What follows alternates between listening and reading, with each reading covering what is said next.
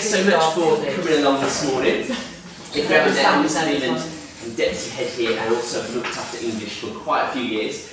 Most of my time here has been Key Stage 1, so phonics has been kind of part and parcel of working with children. So really hope that this morning is going to be really valuable for you. Some people have done it before and it's always good to just refresh. Really, I just want you to go away this morning having loads of ideas that you can just work with your children with, and hopefully just understand a little bit more about how we teach phonics in school, and like you said there, understand a bit more about what it actually is. Okay, so I'm going to start off with a little bit of a video. It's a little bit heavy, but I think it makes a really good point. So bear with me while I just get it ready.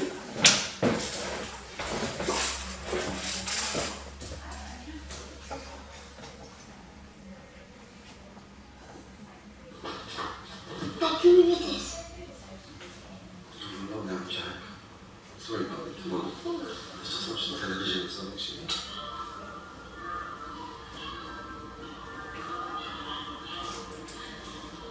Are you going to write your letter to Santa?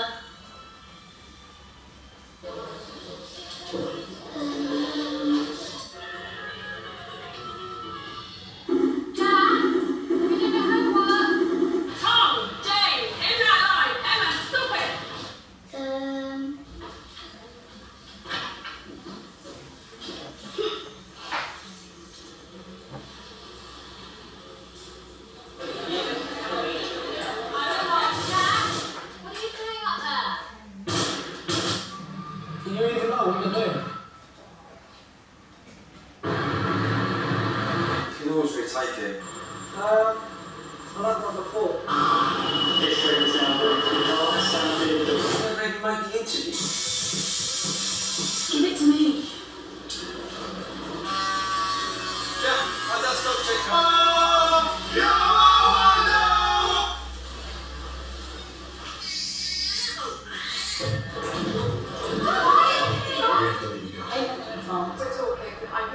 You even read the letter. It's going to go over.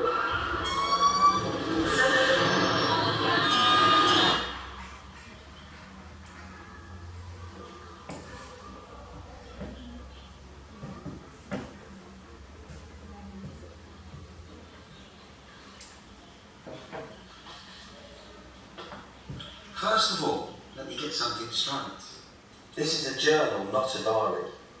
I know what it says on the cover, but when Mum went out to buy this thing, I specifically told her.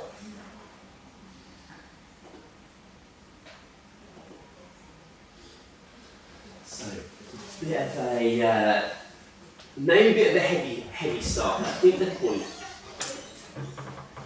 is a really good one, isn't it? Make the point. Reading is really, really important, and perhaps it's a bit of extreme, isn't it? If I don't read Diary of a Wimpy Kid with my little boy, then he's going to end up in all that trouble. But actually, I think it makes a really good point that reading is really important, and it opens the door, doesn't it, to so much in life. And phonics, as an education in the UK, is seen as the building blocks for being able to read. So phonics are basically those early steps of reading. There's loads of research that's been done around reading. If we can get a bit of the technology to work this morning, there we go. Loads of research being done. Here's a few facts that I've just come across that might surprise you. That if a child starting reception at the age of 4 has read 2 books a day, or been exposed to 2 books a day, they've nearly been exposed to 3,000 books by the time they start school, which is absolutely incredible, isn't it? It has a massive impact on children's behaviour, and 60% of 7 to 14-year-olds, if they've got behavioural issues, it's usually down to language impairment, or those building blocks just lacking, children not able to show empathy or express themselves or communicate effectively. It's often down to language difficulties. And then there's a piece of research done in 2008, a little bit outdated admittedly, but it found that they surveyed loads of homes in the London area to find out how many books people had in their homes. 17% had less than 5 books. And the fascinating thing about this, so nearly a fifth of families that had less than 5 books in home. The fascinating thing about this is that they counted phone books in that as well. So if you had a Yellow Pages and a BT phone book back in 2008, probably a bit more prevalent two of the 5 could have been just your direction, which is staggering, isn't it? And see a few shop photos around the room, which is quite encouraging, because if your family's a little bit like mine, you can't get rid of the books enough, they're like 500 pillows. we're constantly putting them in the loft or shipping them off to the charity shop. And knowing some of these things has affected how I am a daddy as well. This is Evelyn Joseph. Joseph's now 14 months, so he's a little bit bigger than that and a little bit harder to handle, definitely.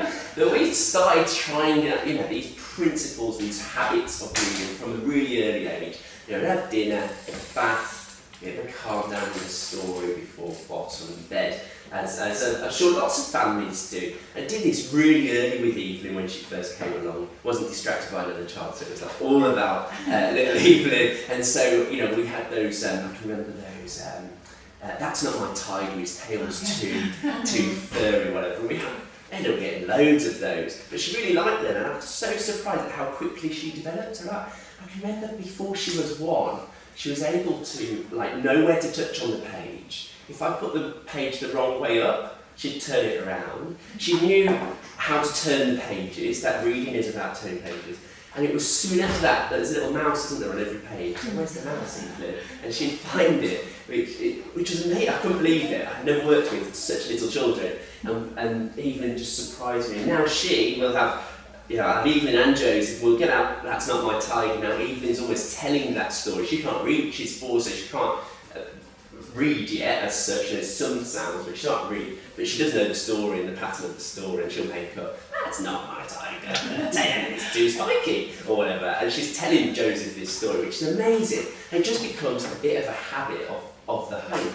Hopefully you've received a free book if you're in foundation stage, from Bookstart, or Book Trust. It's an amazing charity that give out books to really young families, because they just believe reading is a great gateway for so many things. And this was Evelyn's copy that she brought home from her school. A little monkey has to goes on a bit of an adventure, and it shows to be really, really brave. But the thing that I really like about them is this front page. I was thinking, what tips have I got to share with you lovely lot this morning? And I can't get much better than the things in here. And they're really common sense things. If you're reading with your children, enjoy it. Put a smile on your face. Put your phone down for a little bit. Have that special time to absorb together. It says things about, don't rush it. Just enjoy it. If you don't get to the end, it doesn't matter.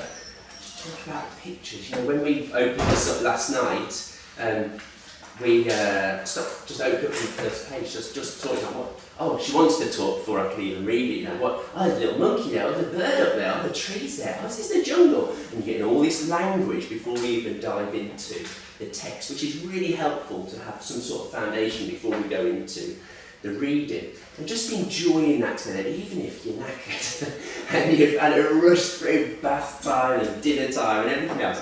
I think this is a really special time to just sit down together. And it had a few questions at the back as well. And it said, it was about the monkey being brave. So I said, Evelyn, what's your bravest moment? And she said, that balloon. That balloon. I said, what balloon? She's got a bit of a fear about balloons. And the other day at her reception class, it's birthday day or something. So it's like you can't get through the room because of the balloons are everywhere, so she kicks right off. She's having this full-on meltdown. We haven't even told the teachers that she's got this thing with balloons. And anyway, she kind of overcame it through the morning. So her little link with this was, I was really brave when I got over that for the balloons. And so it's all about building empathy, isn't it? An understanding of others. So really it's not just about being able to bark at the text. That actually has such great benefits. We haven't got a free book, and Mrs. Dorney is inundated with them. So maybe catch her on the gate and she will be able to help you out with that. I wonder, for our first little activity, whether you can read this. Probably not. What I'd like you to do is just talk to somebody close by and say, well, I'm guessing this is an unknown word to you, unless you've worked in a chemistry lab recently. And talk to them, how are you going to read this unknown word? Have a 2-minute chat. Okay, anybody like to hazard a guess? Or tell us, maybe more importantly than that, what are you doing? How are you approaching this? What are you doing? I ask my class most days, what are you doing? Anybody want to tell us? Want to break it down. Okay, get it into manageable chunks. That's a really good trick for children. Whoa, don't know what that word is. Okay, well let's call it a robot arm. Let's break it up. Let's see what we know within that word. Any of the tricks you've got? How things sound as well sometimes, because how things look and they sound totally different. Not with those words, but with my kids especially, it's different sounds like shh, or we've got a need in the family as well. Oh dear. Which is obviously, It's really hard to spell. it's really hard. So again, it's teaching them how that sometimes it sounds a little bit different, you put different words together. That's how I do some sounds as well.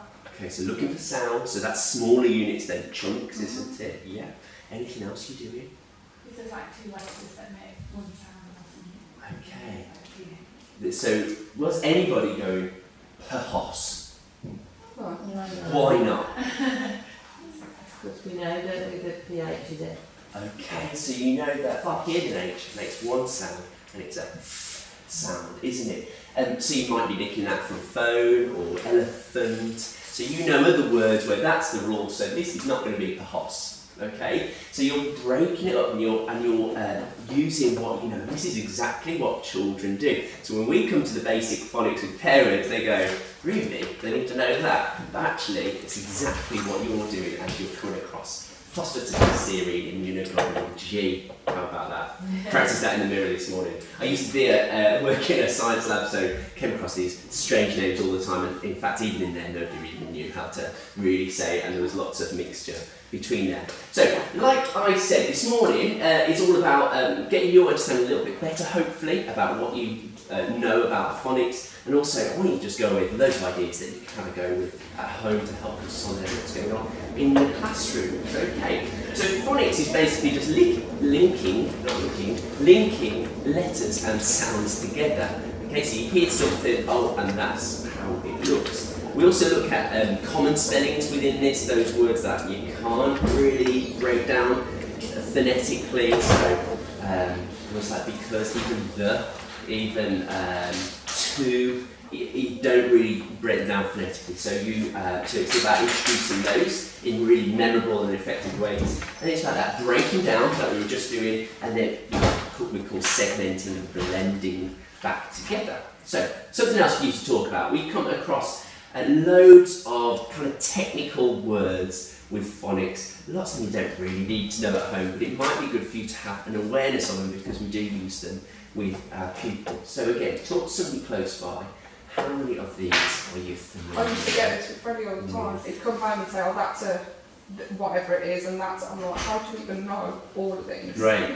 This is your moment. This is your moment. This is your time to shine. Have a chat to somebody close by about which ones you are okay with and which ones are tricky. There.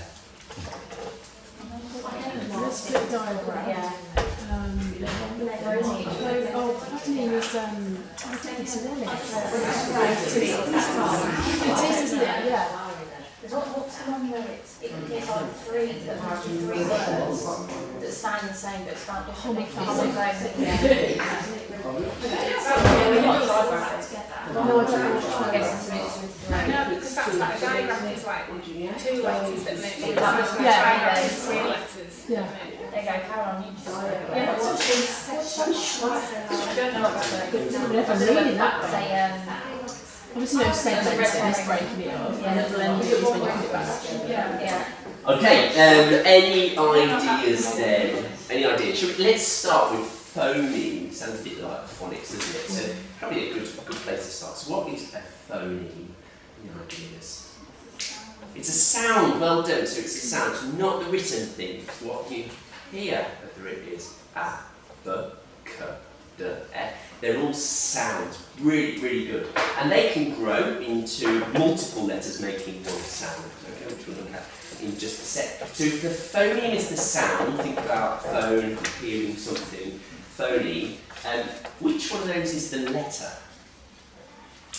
Oh, we've got an expert. You've been here before, I know. You've been doing your homework. The grapheme, yeah, grapheme. is the letter. So the phoneme might be sh, but the grapheme would be written sh. Okay? So simple as that, letters and sounds. But we do use with the children this understanding of this language as well. Okay. What about segment? Might have touched about on it a couple of minutes ago actually. What does it mean about segment something? Pieces. Into pieces, yeah, you break it down into phonemes. So segmenting, break it down into the smallest units of sound. So just go back to the phoneme. Phoneme is the smallest unit of sound.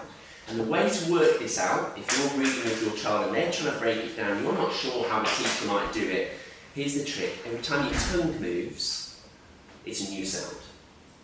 Okay? So that means you have to read slow to be able to work this out. But as you get the hang of it, you'll go, okay, that is a sound. Okay, so if I had the word ship like this, I would have 3 sounds. Ship. If you try that out, no, not to do it really, but if you try that in your head, you can hear, you can feel your tongue moving for each of those sounds. So that's how you can break that down. So segmenting is breaking up, blending must be putting it back together, blending it back together, put it back together. So I might sound out, segment it, ship, and I'm blending it as ship, and I'm putting it back together. Great. What do you think? Have a look at the link here. Graph. What might a digraph be? There's no 2. Yeah, sorry, I was right. 2. So you get loads of phonemes. They might be on their own, or they might be together. So we might have S and H makes 1 sound, but it's 2 letters. We call that a digraph. Can you have a hazard a guess what a trigraph might be? No brownie points there. Yeah, so if we have I, like in fright, or might, or night, I've still got 1 sound being made by 3 letters. So we call that a trigraph. Okay, what about a split digraph? So, I need to word as an example. So it would be like pine. So it's not pinny. It's the I and the E and the letter E. Yeah, I can't explain it. So it turns into the E at the end changes the sound of the vowel before the consonant. Sure. That's a bit of a. You'll explain it much more concisely, I'm sure. But I know what it is. Can't explain it. Yeah, absolutely right. Okay, so let's have a look at this word. You can tell me what it says. One of my favourite things. Pie. Yeah, how many sounds have we got in pie? Pie.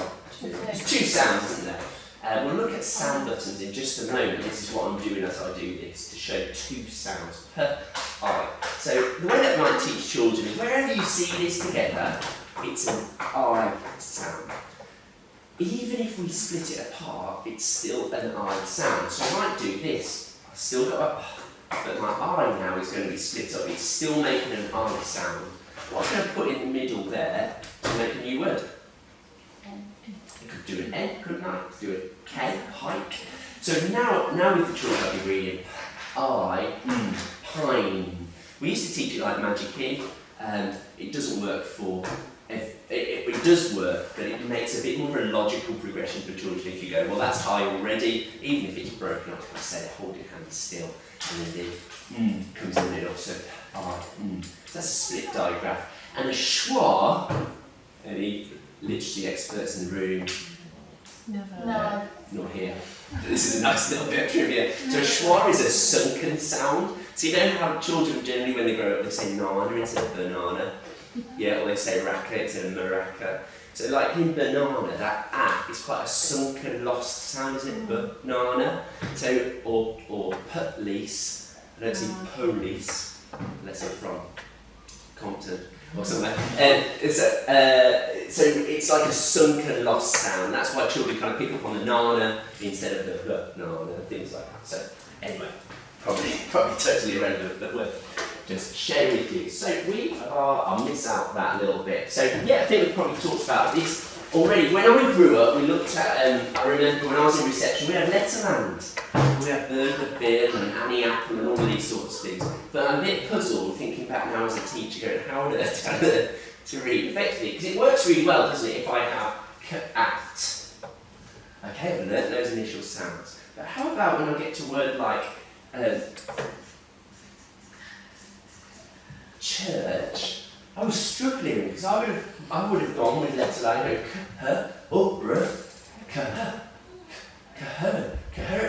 I would be struggling. So I'm not sure how I learnt, whether it's more like on sight, like we kind of grow towards being able to do. I'm not really sure. But what we do really is when we're segmenting is going into the smallest units of sound. So cat works fine. Church, we would have 3 sounds. Church. And we teach these as discrete units of sound, which helps give those building blocks for reading. And we see as children get really confident with this, the doorway just into reading, it just explodes, especially if the library that they're getting the books from is really well kind of categorised and stuff. It's really, really helpful. Okay. So, what I'd like you to have a little go with, on your tables, these are all for you by the way, help yourself. I haven't mentioned this little sheet. I just love to capture like how useful it was. So you can do this any time through this session, like before and after, 1, 2 or 3, depending on how kind of confident you are. 3 being like, I feel like I've got it. I feel like I'm a bit more confident now. But grab this one in front of you. It's very common twice. You only need the one bit on the top. I'd like to have a go, and again, it's not a test, but talk about it. Can you put on sound buttons for these words? So you're looking for letters that make one sound. You're trying to break it down into the smallest units of sound, much like I have done here. If you've got 2 letters making one sound, just do a line. If you've got 3 letters making one sound, do a line. If you've got a split diagram, there's an answer. Everyone can get 1 out of 6. Show that sound joining together. All right, have a little go. The other thing, kind of just to mention as a side note really, is when we are sounding out with children, we try to keep those sounds really pure. And by that, I mean don't end the sound with a So when we say b and d and th, okay, that can be really confusing because when you're reading out a word like foil, they go f, oi, all, and then when they blend it, they go f, foil. You've got an extra kind of in there. So when we say like keep it pure, so if it's this grapheme, the phoneme is. If it's this grapheme, the phoneme is b. And try to avoid in that sound. And if you watch Alpha Blocks, which is I can't recommend enough, you'll see how pure the sounds are when they go or they're or whatever it might be, they're really pure, and that's going to just help uncomplicate things as we go forward. Okay. That's where I think they're really useful. You know these sound sheets they give out in FS1 where there's the letter of the sound of the week and then it has an illustration. Sure, and like Johnny Phonics stuff, Yeah, so that, I think somehow that makes you learn the sound as, like you said, in not quite a pure way. So I remember Ellis would always do and he would all, and they'd all sound, and you'd always get the sound just right by practicing it with those. Yeah, and you've got the kinesthetic, you've got the physical as well, so that's why I keep going, because that's kind of the action, isn't it? Where they go, and it sounds silly, but it's keeping that sound for what it's supposed to be.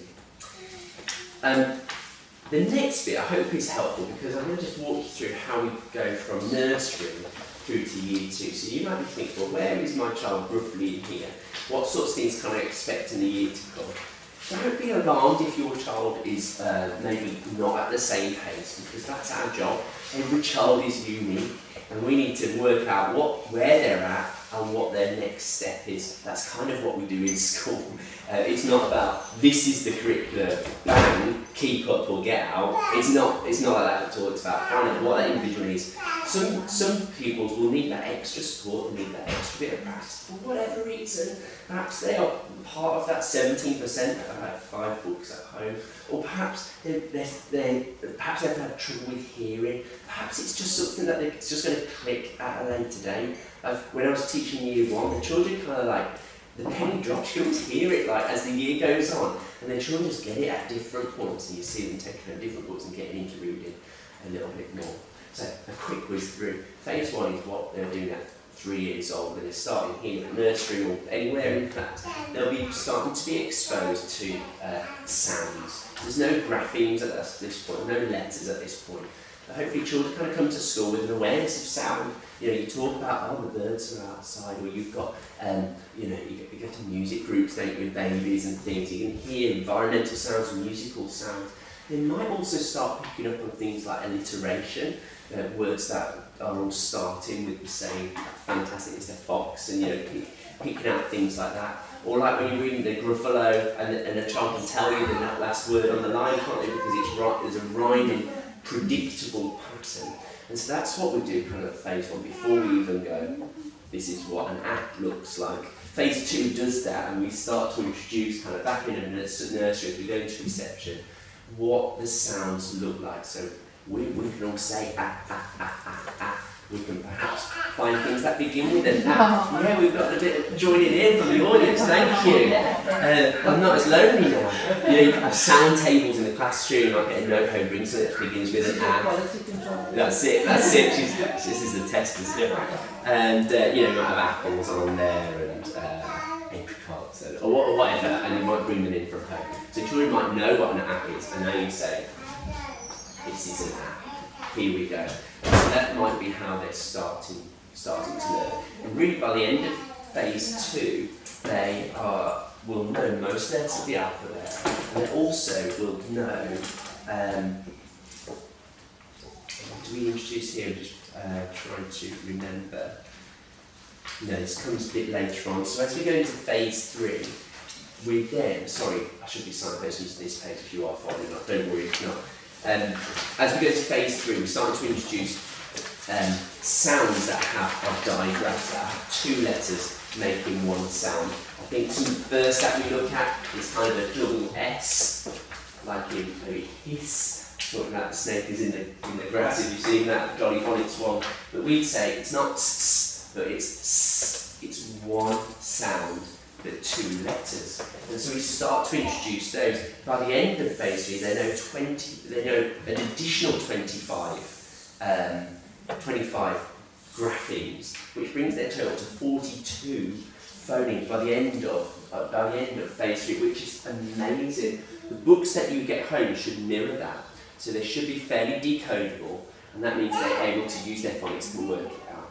So if they're kind of on track going through reception within this year here, so many of them just fly and just really get to grips with some of these sounds. I should have brought you one along, but lots of the books that you get home, in the front it will say these are the sounds that you'll see in the text. So look out for oo and a, and everything has an oo and a, and sometimes it's really contrived because they've written it so that it's just got those sounds in there. But look out for those, because that will be mirroring what's going on in class. Okay, so it's here, phase 3, just to pause here for a second. I'm so sorry. No, thanks a lot for coming along. Yeah, have a good rest of the day. Thanks.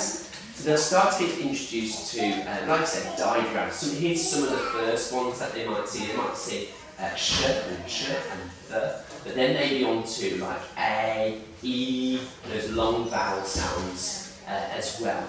So they're starting to get to grips a little bit with a wider range of sounds, and particularly that 2 or 3 letters can make one sound. Okay, phase 4 then kind of moves on, but really, it's done in like 2 weeks. Phase 4, because you just basically build on what you know already. So we'll do a quick little illustration of this. So this word, we should be able to put phonic sound buttons on now. So how many sounds are in rain? 3 sounds, well done. A, yeah, so I can put sound buttons on like this. I can box it up as well. Sometimes we go, if I'm getting the children to maybe write it themselves, say how many sounds can you hear? And they'll say 3. So on our whiteboard or on a bit of paper, might put 3 boxes. 1 sound goes in each box, not 1 letter. So we would have A, So you can put as many letters as you want in a box, and again that just helps break it down a little bit. So phase 4 is where we might build on this and say something like, well, what could I put here to still make a word? I could could be a train, couldn't I? So I could have a, so we could probably we could build it up again, couldn't we? We could say strain as well. Or as the children get a little bit further along, we might be able to strain. So you start with what they know, and all of a sudden you've got these building blocks. You only started with an A sound, so if they've got that, great. You can build it up. If they haven't got the A sound, but they probably know the A sound, and it's the same kind of pattern, just building up. Phase 5 is where you go. If you're like me when I started GCSE, they're like, forget everything you've done already. This is what like chemistry or whatever is about. And you kind of say this to children as well, where you go, yes, this is the A sound, but there's also a few other ways of doing the A sound. So I'm going to write a word. Tell me what it says, if you don't mind. Rain. Rain, okay. They might not be real, by the way. Yeah, it's a rain. Rain, yeah. How about now? Rain, yeah. You're kind of getting the idea. Yeah? Rain. So now you go, okay kids, sorry about this, but the English language is ridiculous, influenced by so many different cultures and invasions over the years, that we have this kind of melting pot of ways of spelling words. Sorry about that, but you need to know it. And so there's multiple ways of spelling the A sound. Now, although we know that's the wrong spelling, we might have other words that would have that A in them. Equally here, if I asked you to write sleigh, it'd be E-I-G-H. Why isn't it A-Y? Why isn't it A? I don't know, but we've got to kind of recognise that. But we do teach the children to kind of go, well, what are the most common ones? So you're able to hazard a guess. And that's why we introduce this one first, because it's kind of the most common one. There's not so much, I can't think of many where you've got that A in a word. We also kind of talk about where is that sound, so if it was A-Y, that's generally at the end of the word, isn't it? Pay, play, today. It's always at the end of the word, whereas that one might be more in the middle of the word. So it's learning these kind of tricks as you go. Then as we go into phase 6, it's less about the phonics and more about just spelling patterns and just a bit of a memory game really. So we look at endings of words like ed, ing, and s, like quicker, quickest, and yeah, looking at prefixes as well, that starts with and re and dis and all these sorts of things. So they kind of move away from the phonics and into more of spelling patterns as they go. And it's worth saying at this point, at the end of year 1, they have what's called a phonics screen, which the government brought in about 2009, which is the biggest pile of tosh I've ever kind of come across. They piloted it on children who could read. So they thought, right, well, we're going to find out how good this test is. Let's pilot it on readers, children who can read. Half of them failed it. So what the point of the test is, I don't know. If you do a test to find out if they can read, test it on children who can read, and then say that they can't read. Well, what's the point of the test? But in their wisdom, they rolled it out to every school in the country, and it's still going now, 9 years later, 10 years later, 2019, lost a year there somewhere, and they're still going with it now. It's basically a measure for primary schools and the government to see where they are in terms of their children's phonics development. And children can get 20 real words and 20 what we call alien words or unknown words like this. But they should be able to use their phonics to be able to read it. So, you know, when I showed you that big long word earlier, you've got the building blocks to be able to read a lot of that word. It's kind of that sort of test. We pride ourselves on the results in our school. We're always kind of in the top 80s to 90% above local figures, above national figures, because our teaching of phonics is really, really good in our school, and I'm proud to say so. And if we've got children who are struggling, like I say, we have got high quality kind of intervention that goes on to support those children. So just be aware of kind of June sort of time, if you have got children involved, then they'll be having a go at the phonics screen. We play it right down, you know, it's really, we've got whole suites there, and it's just one-to-one with them, but it is kind of an official bit of paperwork that we do send off. So I thought we would finish in the last 5 minutes. Is everybody okay for time?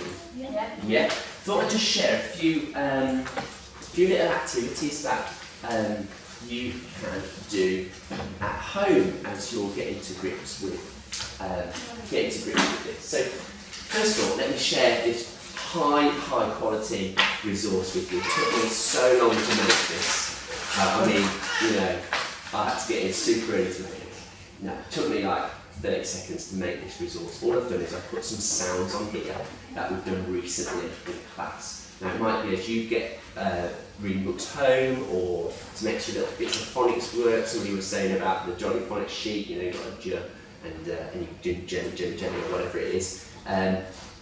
You could easily make some of these. Now my little girl at home has just brought home her first tricky words, things like to, no, the, go, kind of tricky words we call them that you can't really decode. And I've just made something like this where I've written down the word like 4 times. We just play like a memory game, you know, can you match them up, you know, that kind of thing. So you kind of turn them over, no, and then so she's just getting that familiarity with it. We play snap with it as well, so we turn over. Haven't even talked about the word yet, but you're just kind of getting used to kind of seeing the word. The other day in Jonathan's homework, he had a sheet and it was kind of about 8 different words, but kind of like snap. Yeah. And I was like, so this one here, which one matches it? And he told me every single one. Great. Yeah, I asked him what letter does that begin with, or what letter is that? He's got no idea. So he's reading kind of on sight, isn't he? He's like a He 7 knows, he knows kind of what the shape of things are, but it's weird, because he got every single one right. And then the next page I was like, so what letter does this begin with? He's like, 7. Like, no, we're not numbers, they're letters, and then it just kind of... He's doing what we do when we're older, don't we? When I read a word over there, I'm not going stop.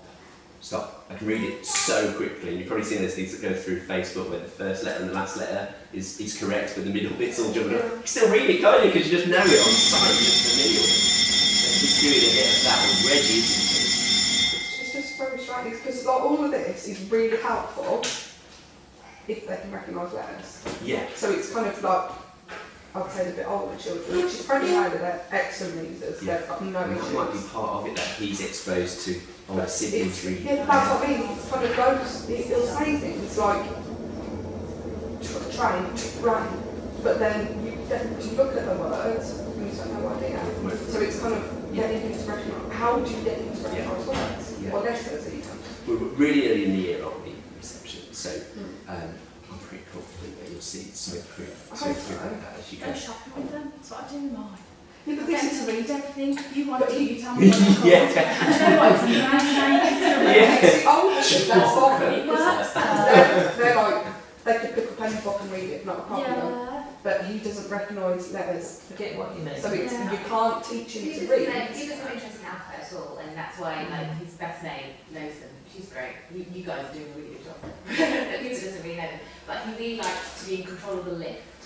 So, and most of the lifts that like have numbers. Numbers, or yeah. Letters sometimes, yeah. Numbers is okay. Yeah. It's like letters. You don't know well. Yeah. Alfred's Nice very compliment. talented. When I say to him, like, you tell me what that is and you can have it. If you tell what is it then, you tell me. I know, I'm used to that I trick. recognise, that's how I did But that no, with mine. he honestly doesn't recognise Yeah, letters It'll come. whatsoever. the real thing like McDonald's is the big M. Yeah. Yeah, That's I right, mean, 1 year old. he's excellent with things from The memory. letter recognition Yeah. is supposed to reading, yeah. So like he'll tell you certain things, but it's because he's remembered it or Yeah. remembers the shape, not because It's the he needs it. Still reading, yeah, definitely.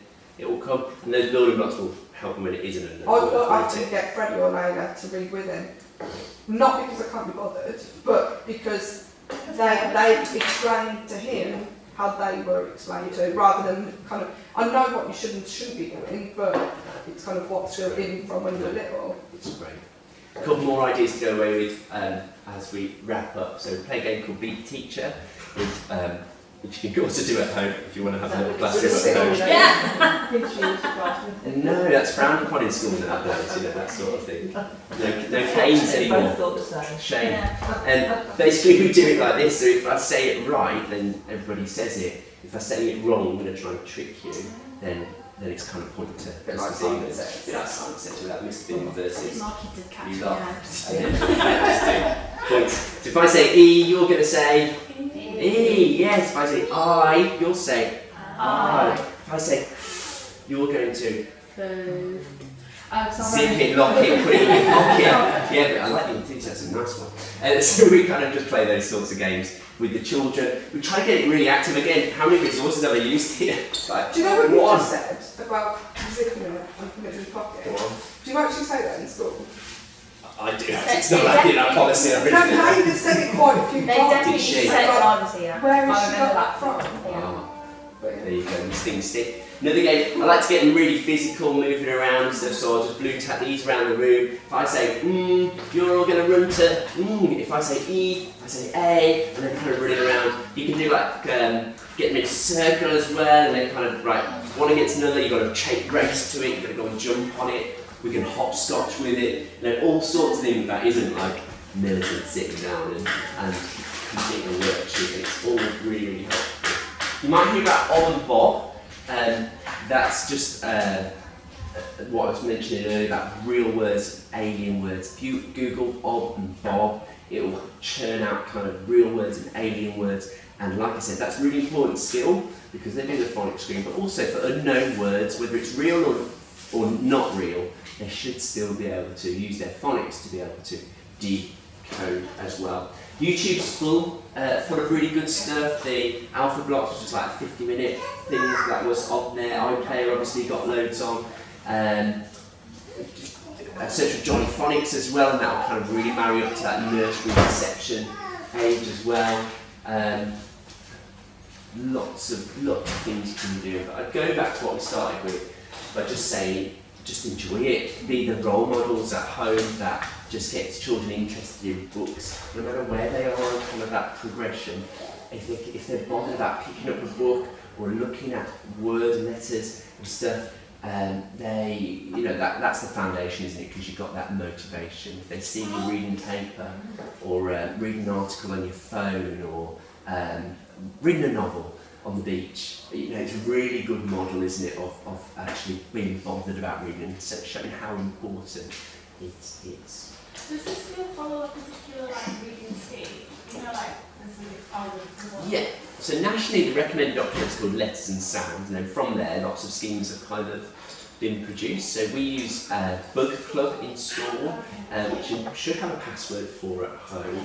When the children log in, it looks a bit like it was sent on a little card in front of the homework. Yeah. FS1 might not be quite set up yet. That's not helpful. Yeah, we have. What FS1? So FS1 has. Yeah, I think it says here that it just says children in year 1 and 2 will be given a username and password. So maybe. Jonathan said this out. We've done loads of that.